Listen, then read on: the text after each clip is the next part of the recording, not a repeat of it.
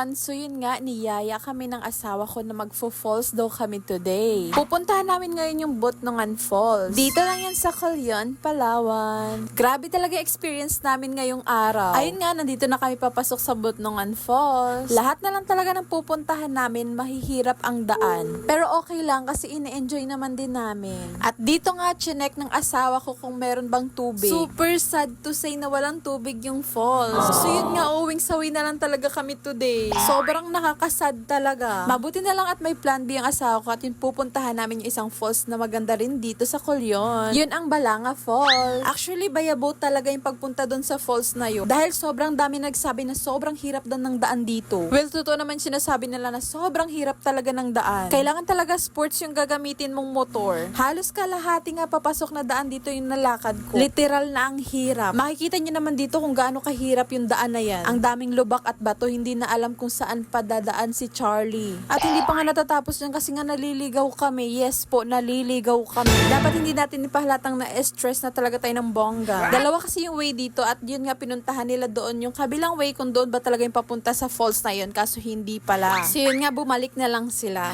At grabe naman talaga, may patulay-tulay pang ganito, nakakatakot. Sa totoo lang, sobrang kinakabahan ako dyan kasi nga parang hindi mo maintindihan yung kawayan na parang malalaglag ka na ewan. Pero kahit ganun nga, at least na-survive ko yung pagtawid dyan. Sila kasi dumaan sa sapa. At yun nga, hindi man lang uminit sa upuan yung puwet ko. Kasi bumaba na naman ako para maglakad. Almost 2 hours nga din yung papasok dito. Ayoko na pahirapan yung sarili ko mag-edit and finally nandito na nga kami sa falls. So yun nga, yung asawa ko naghahanap ng mahiraman ng balsa para makapunta kami dun sa falls na yun. So alam ko na kung bakit mas madaling bangkain kasi ang hirap talaga ng daan. Mabuti na lang talaga at may nahiraman ng balsa yung asawa ko. Or else hindi kami makakapag-enjoy doon sa unahan. So undecided pa kung babalik pa dito. Kung kami ay babalik, dapat naka-sports na kami. So yun nga, nagsisimula ng magsampa at pupunta na kami doon sa unahan. And fairness sa balsa na to ha, hindi siya lumubog kahit gano'n ko kabigat. Hoy, hindi ganon. Nagtiwala lang talaga ako sa asawa ko kung anong sabihin niya yun ang gagawin ko. Hindi ko ma-imagine pag lumubog to paano ako, hindi ako marunong lumangoy. Mabuti pa yung anak namin dyan, hindi kinakabahan. Sobrang easy lang sa kanya. Sobrang lalim na nga sa areang to.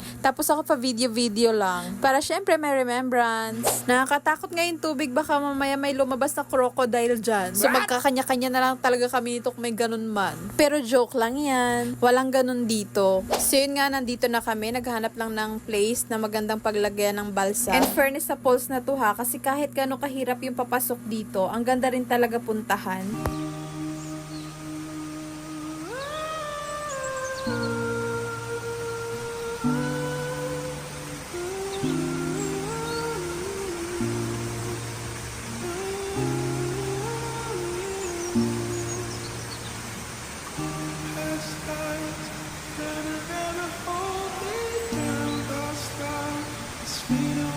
Grabe, sobrang lamig ng tubig. Muntik na maging kwento yung Insta360 ng asawa ko dyan. Mabuti at naagapan pa. Magdubli ingat nga talaga tayo lalo na pag may mga dala tayong mga kids. Kasi anytime pwedeng madulas. So yun nga, kunting take na features in video ay agad na rin kaming bumalik. Tumagal din kami ng mga isang oras dyan at na-enjoy din talaga namin. Mahirap din talaga kasi maabutan ng dilim sa daan.